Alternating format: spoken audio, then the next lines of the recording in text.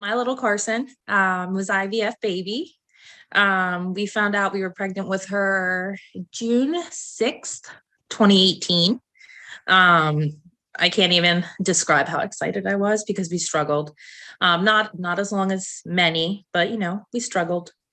And my pregnancy was good, right? I was sick. I didn't have hyperemesis as bad as I did with Kinsley, but I was sick till like 15 weeks. But after that, I ate well. I ate very good, gained about 50 pounds. We ate.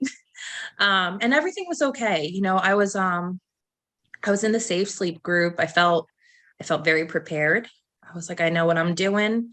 I got this. I became more interested I read the Arrive study. So I was ready to go into my 39-week appointment and be like, can we get induced? And it didn't even have to happen like that. I went in and my blood pressure had two like high readings. So my OB was like, what are we waiting for? You're 39 weeks. It's not super high reading, but like you've got some swelling, you've got these high readings, just to be safe for pre-A, we'll send you to be induced. And she was like, you want to go now? And I was like, I need to figure out who's taking care of my dogs. I don't. So we went in at like around 6-ish. And I don't remember all the time, so it's approximations, but went in about 6, got the Foley bulb, that came out. I just really wasn't progressing even with Pitocin. After the Foley bulb came out, you're what, like a centimeter dilated, maybe 2. Didn't progress much. So the next day they gave me a pit rest. So just to see if maybe that stopped letting me eat, letting me take a shower, have coffee, would help, just get my body into the right place to start responding, I guess, to Pitocin. And then when they started it, they broke my water. So my water broke, they started pit up again. Still not progressing super great. So that night, so I went in on Friday. So this was Saturday night. I guess I was about 3 centimeters, 4 centimeters dilated at this point. Not much changing. The next morning, Sunday morning, there was shift switch. So the OB before, pretty much said, we don't do this longer than 24 hours. So if you don't have the baby by 1 p.m., 1:30 p.m., whatever, tomorrow, it's time for a C-section. Like, well, that's what we'll do. And I was like, cool. Because I knew from this group and others, like that's the rule of thumb is 24 hours. And I was scared, but ready, like, anxious, kind of scared. Like, I don't know what the heck's going to happen here, but I'm going to have a baby. There was no, I might have a dead baby. I'm going to have a baby. And so like 7:30 in the morning, new OB comes strolling in, still only 4 centimeters. Cool. And he's like, what do you want to do? This is the part that will always get me. I can't remember if it was this visit or the 9:30 visit. It doesn't really matter. But he was like, do you want to just do the C-section? And I remember thinking, I was weighing the options. I looked at my husband and I was like, what do you want to do? Like, I was ready to get the baby out. I was ready. But I was like, well, we still have some time before the 24 hours is up. It's not hurting me to keep going. And he was like, well, you choose. And I was like, I'll never forget it. I said, it's a flashbulb memory. I said, I just really hope this decision doesn't come around to bite us in the ass. And I told him I would continue waiting. And to be frank, he should have never asked me that. It shouldn't have been, I shouldn't be the one carrying that burden. But around 12:30, they came in. He was like, you got bumped from a C-section. So even though I said I would continue, I had gotten bumped from a C-section because I guess an emergency came in. And as the day went on, I'm asking for a C-section after a certain point, and they're like, well, we don't have the room. And I guess to them, everything looked fine. So it wasn't an emergency C-section. It would be elective at that point. I don't know. But around 5 is when I went into transition. So 8 centimeters, and then 9 centimeters, like around 5:30. I mean, by 6, I was pushing. And they had trouble. I don't know if you guys know. Do you know what the Monica is? The monitor that makes it a little, you're not hooked up to the bed. It just like kind of rests on your belly. It's a more like accessible monitor, I guess, because you can move a little bit more. They were having issues with it. It was not giving great readings for Carsen. It was showing her going into distress, but they were blaming it on it not working, that it just wasn't right. It needed a new battery or something like that. They ended up trying to get the one on Carsen's scalp at one point I pushed for 4.5 hours. At one, yeah. So during those 4.5 hours, she just wasn't descending. She was not descending. I was pushing, but she was not, the stations were not, she was not going down. And they kept getting the readings that weren't reassuring. That's, full disclosure, there was litigation around this. And that's the facts of the case, is that the strips were not reassuring. And my sister, who's a nurse, was in the room, and she kept seeing it too, seeing it. At one time, my heart rate was in the 200s, and Carsen's was dipping to 0. And, she didn't, first of all, my sister is a hospice nurse. She had no way of knowing. She does blame herself wrongly, but she had no way of knowing. And I kept begging for a C-section. I developed a fever of like 101.7 over time. They noted III and called for antibiotics. Took like 2 hours to get the antibiotics. Still on pushing. And I kept asking for a C-section because I was scared of the infection. I said, a friend of mine in my IVF due date group, a mom group, was giving birth the same day, and her daughter had to be delivered via C-section because of a fever. And I was like, do I not need to do this? I remember looking at the nurse. I was like, shouldn't I be getting a C-section because of the fever and the infection? I don't want anything to go wrong with her. I'm scared. I want a C-section. And they just kept saying, you can do it. You can do it. 3 words. You can do it. No, I couldn't. At around a half hour before Carsen's birth, the OB took the vacuum and wanted to do the vacuum. And I said, okay, let's do that. To be frank, there was no informed consent about the vacuum. I had no clue what it could do. I just knew that it would aid in getting her out. And at that point, I'm tired. I had been in labor, for 30 plus hours at that point. And I've been in the hospital since Friday, so longer. And I wanted my daughter here. And so after a half hour, he got her out. Her cord was wrapped around her neck, and she came out blue. And so when I felt her come out, they have we were in a baby friendly hospital. And so I undid my gown so they could put her on my chest, and they never put her there. She didn't cry. So they took her, and they were working on her. And I don't remember so much. It was just such a whirlwind of people in the room. And I know I was screaming. I was asking, what's wrong? Why isn't she crying? What's wrong with my baby? Can someone just talk to me? Like, I was so scared. She was right over there. I could see her, I could see her little body, but I couldn't get to her. And that was just the first time I remember feeling so helpless, was seeing my daughter, who wasn't breathing, being intubated, and I couldn't help her. And so eventually a neonatologist, who was just the most wonderful woman and continues to be the most wonderful woman to this day, came over, and I remember how calm she was. And she explained, baby didn't get enough oxygen inside, and we think she has hypoxic encephalopathy, HIE. We need to put her on a cooling blanket. We've done this before. She's very calming. This is the plan. This is what we're going to do. And I just kept begging her, can I see her?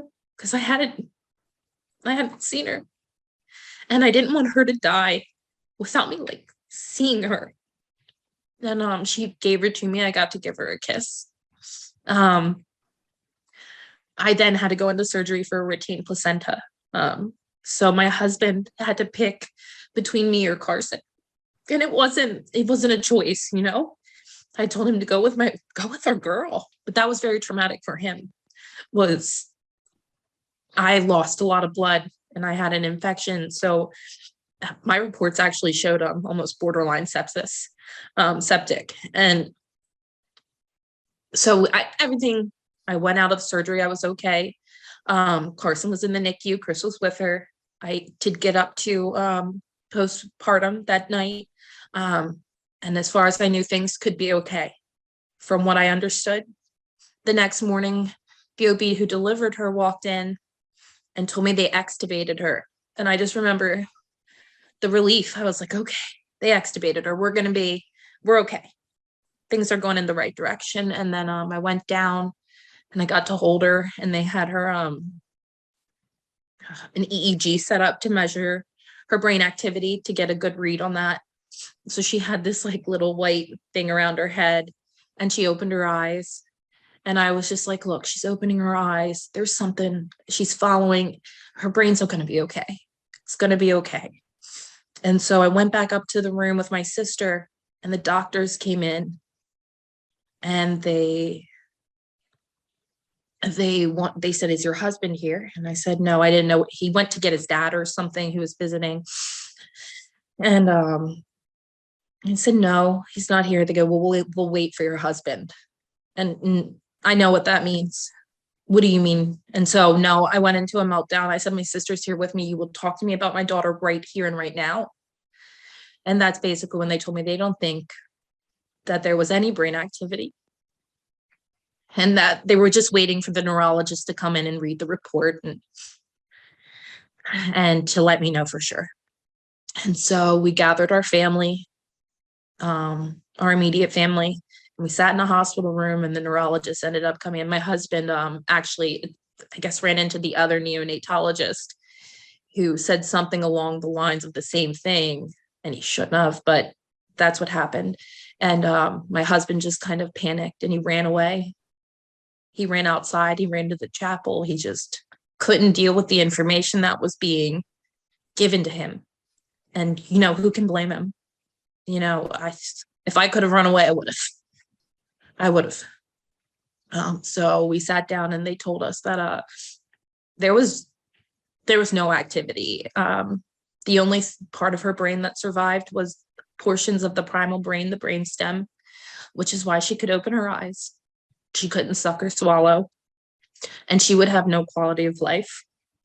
And they did say she could live like this, but there are just some ways of living that are worse than death.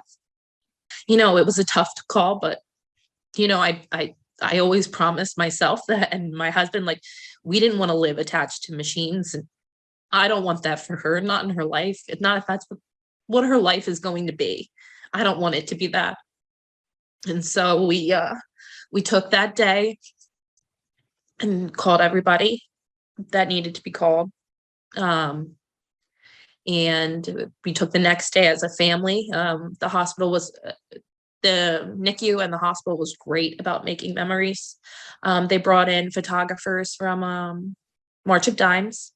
They gave us an entire room and broke all protocols, so that way every grandparent and aunt and uncle could meet the baby. I mean, we had to cap it somewhere, but it was because we have a big immediate family, huge. And so they accommodated us. They gave us lunch. Like, they made stuff for Carsen. Like, they took her feet. It was an awful day, but it was a beautiful day.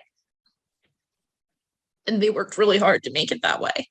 And they removed all her tubes when it was time. Like, they kept her on so everybody could meet her and take pictures and spend time.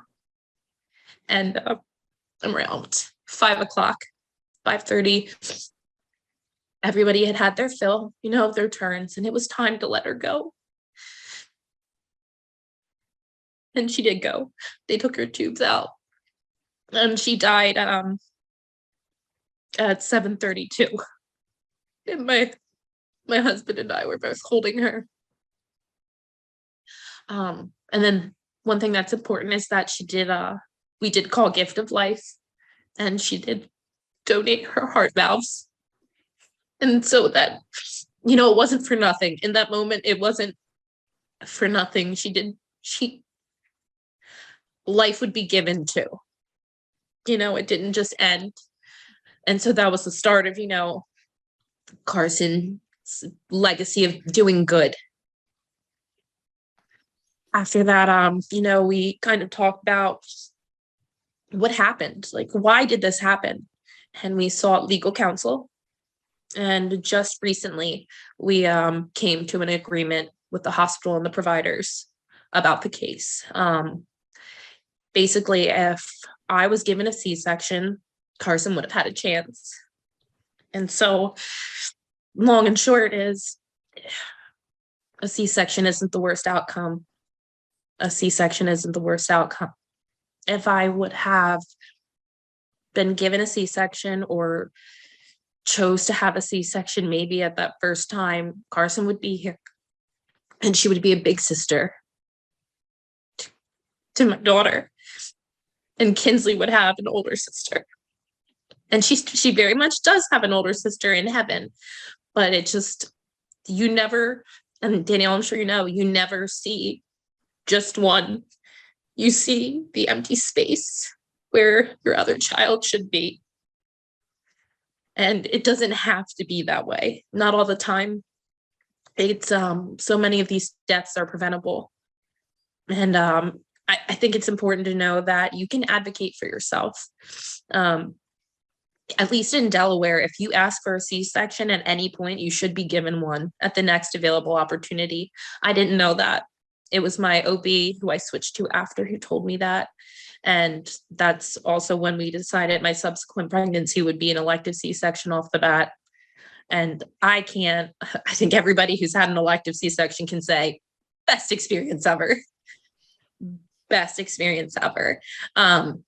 It's totally, I can only imagine, because my first birth was vaginal, but I can only imagine being that exhausted after pushing for so long and then having major surgery, and then conversely, you walk in with your hair done and you're going under the knife at around 9:30, not 10 o'clock rolls around, the baby's here and you are eating a sandwich.